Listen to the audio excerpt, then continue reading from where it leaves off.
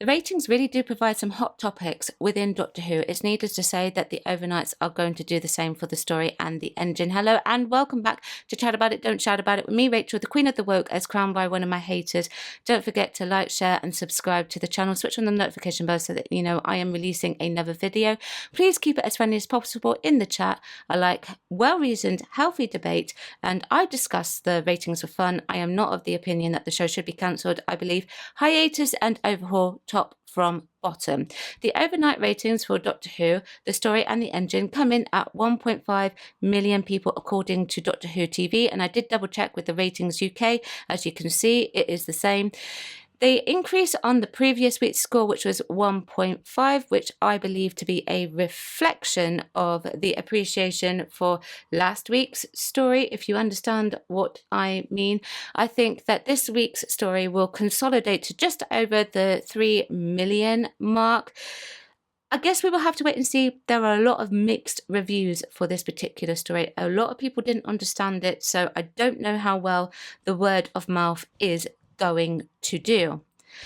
I would be interested to see the 5-minute breakdowns that are normally posted by Gary Lee. I don't have Facebook for this channel, so I've not seen anything, and nor have I had anything sent to me.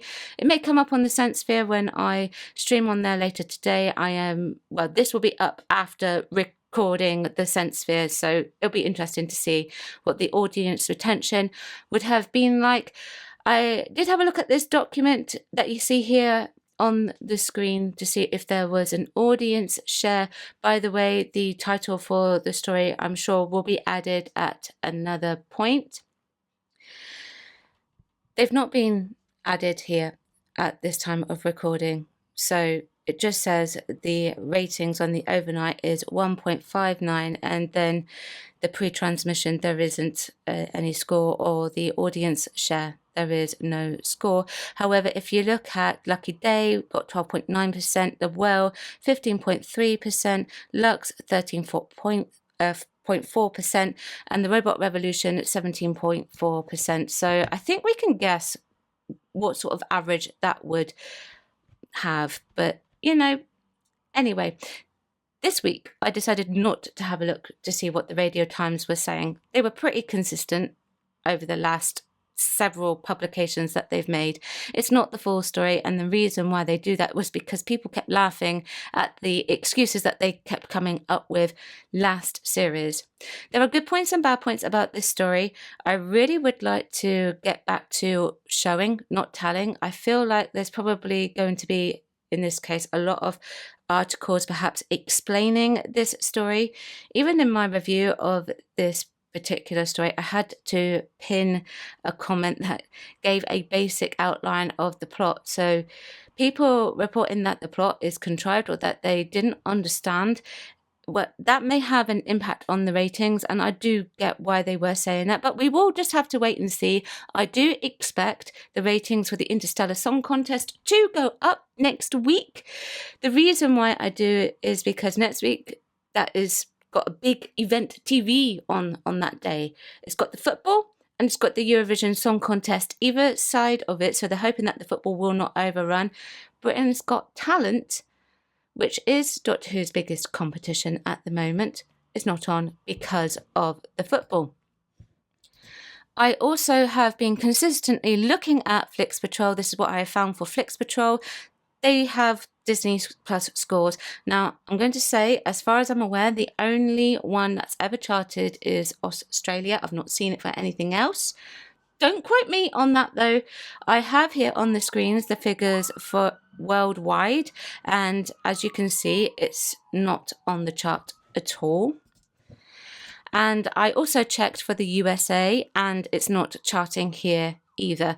I would suggest that Disney would really want those minutes to increase and sustain their place if they want to continue the funding. By the way, just for the record, just in case anyone doesn't know, the reason why they funded the show in the first place was because they wanted the rights to Bluey. There's no interest for them in Doctor Who per se, but they will want to see a return financially on what they have provided for the BBC and the funding of the show at Bad Wolf. I also went to see if Doctor Who was charting on the Nielsen charts. This would have been for the second story, because this is really where we get the biggest figure from with regards to what is happening with Disney, and this is the result. White Lotus, Black Mirror, Grey's Anatomy, 1923, Pulse, Handmaid's Tale, Bluey, Love on the Spectrum US, The Pit, and Family Guy. Now, I will get into some thoughts and opinions from the public shortly, very shortly, but I'm going to address this article that comes from the Radio Times, and this is something that Millie Gibson was talking about. She did an interview with the Radio Times. Millie Gibson responds to Doctor Who woke criticisms, just watch it and get over it.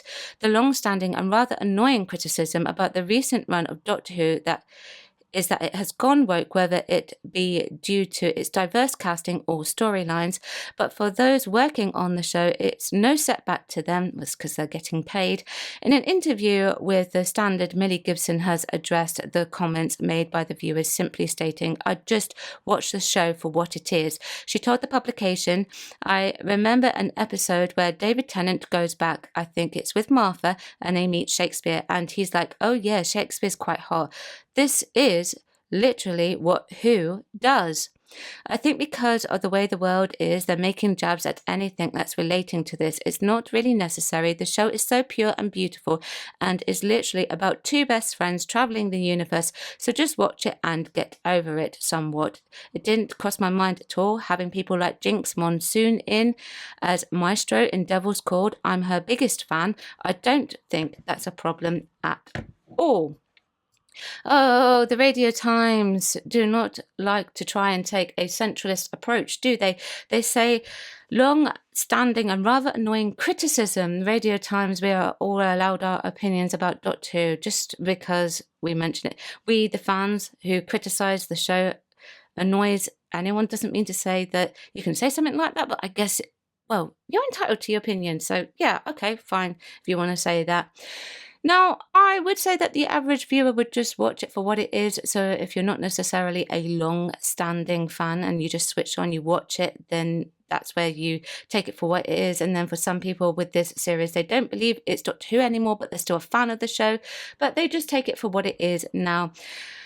Now, with this reference she's made about Shakespeare being hot, I always took that to be more of a, he's a really good playwright, that type of thing, and his stage presence is really good, but she's taken it for something else, I guess you could say. With Jinx Monsoon, I said I would have to judge that when I saw it, and I saw it and I was not impressed with the performance, and I think it should have...